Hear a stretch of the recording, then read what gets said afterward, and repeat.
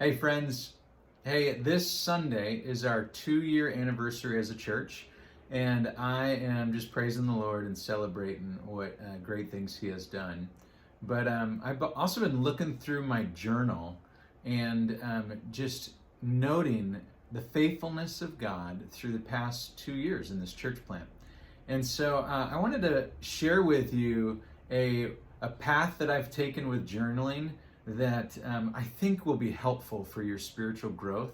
And the way that I've been doing it this past year, I will never go back. And so the objective of this video is to share with you one way to journal and hopefully to persuade you for a lifetime of a method of journaling. Okay, so here we go. Probably if I'm anticipating the male population that's watching this video, they're like, oh man, he's talking about keeping a diary, right? This is not Dear Diary time. Journals are a very masculine thing, okay? So like, ladies, if you're thinking about buying your boyfriend, your husband, anything for Christmas or his birthday, buy him a big old leather-bound journal with a whole bunch of like leather straps wrapping around it, really masculine. Like, just go for it, okay? Here's a question: What are you supposed to journal about? Like, what do you do? Do you just like keep track of your daily activities? Is it a calendar? How am I to think about it? And here's where I would start. I would say one of the best benefits for journaling for me is having some place to write out my prayers. That keeps me from falling asleep in the morning, right? So you wake up early and you're like, I want to be a man of prayer. And then you just close your eyes and you're like, all right, Lord, good morning. Then you're like, you crash, right?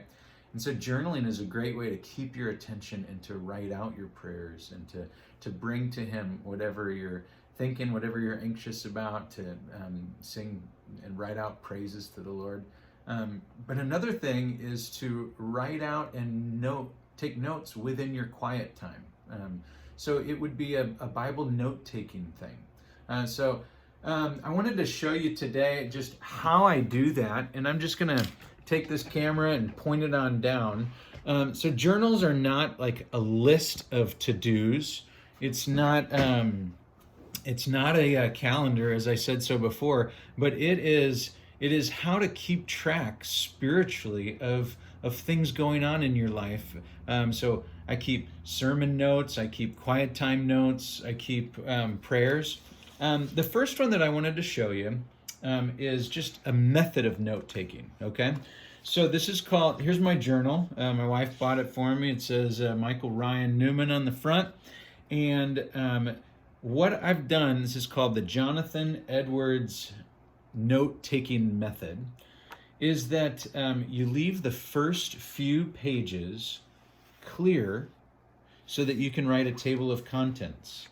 So you can see I've got probably the first 3 or 4 pages marked out with nothing, and then I've written in numbers 1 through whatever. I mean, right now I'm at 87, okay? And what that does for me is it creates opportunities for me to, it's almost like shoe boxes to remember. So you can see on the camera, I've got number 1, joy, writing on the joy of God. Number 2, on waiting. 3, on various nutritional things, trying to glorify God with my body. Illustrations, and here we are, Jonathan Edwards on journaling and miscellaneous. Jonathan Edwards kept copious notes, and he even attached them to his body. He would clip them on his coat so he would remember things, and then he would record it as such. So for instance, if you go to number 2, here's 001 and M002. M stands for miscellaneous. I've written in some stuff on waiting, which we did back in December of 2019, and I've got a song written on waiting. And I wrote down Psalm 130, which is a significant passage on waiting. And then I just wrote out some things that I'm waiting on the Lord for. So here's this question: what am I waiting on today? I've got some just things going on in my life and waiting on various like shoulder pains and different things, delighting in the Lord, and things related to the church and my family.